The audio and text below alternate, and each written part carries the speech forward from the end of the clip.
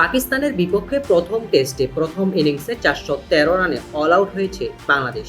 এর আগে দ্বিতীয় দিনে ৪ উইকেটে ৩০১ রান নিয়ে মাঠে নামে টাইগাররা। বাংলাদেশের হয়ে প্রথম ইনিংসে সেঞ্চুরি করেছেন অধিনায়ক নাজমুল হোসেন শান্ত। এছাড়াও হাফ সেঞ্চুরি তুলে নিয়েছেন মোমিনুল হক ও মুশফিকুর রহিম। সফরকারী দলের হয়ে ৫টি উইকেট নিয়েছেন মোহাম্মদ আব্বাস। ঢাকা টেস্টের আজ দ্বিতীয় দিনে ৩০১ রানের পুঁজি নিয়ে মাঠে নামে বাংলাদেশ। নতুন বলে দিনের প্রথম সেশনটা বেশ দেখে শুনে খেলতে থাকে টাইগাররা। লিটন দাসকে সাথে নিয়ে ক্যারিয়ারের ২৯তম 50 তুলে নেন মুশফিকুর রহিম। তবে মোহাম্মদ আব্বাসের বলে হঠাৎ যেন টাইগার ব্যাটিং লাইনআপে ঘটে ছন্দপতন। লিটন দাসকে আউট করার মধ্য দিয়ে দিনের প্রথম উইকেট তুলে নেয় সফরকারী দল পাকিস্তান। আব্বাসের করা বলে আমাদ বাটকে একটি সহজ ক্যাচ তুলে দিলে মাত্র ৩৩ রানে সাজঘরে ফিরতে হয় লিটন দাসকে।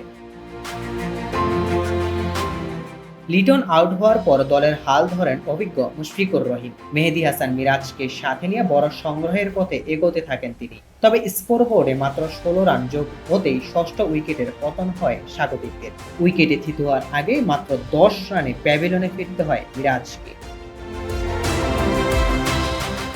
এরপর তাইজুলকে সাথে নিয়ে জুটি করেন মুশফিকুর রহিম।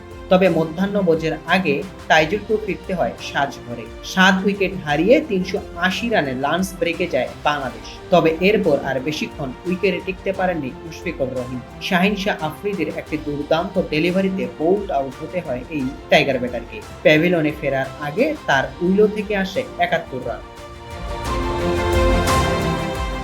দলীয় ৩৮০ রানে মুশফিক ঘরে ফিরলে আর কোনো ব্যাটারই প্রতিপক্ষের বোলারদের সামনে মাথা তুলে দাঁড়াতে পারেনি। শেষ দিকে তাসকিন আহমেদের ঝড়ো ব্যাটিংয়ে কিছু রান যোগ হলেও ৪১৩ রানে থামে স্বাগতিকদের ইনিংস। পাকিস্তানের হয়ে এদিন সবচেয়ে বেশি উইকেট নেন মোহাম্মদ আব্বাস। এছাড়াও সফরকারী দলের হয়ে ৩টি উইকেট নেন শাহিন শাহ আফ্রিদি।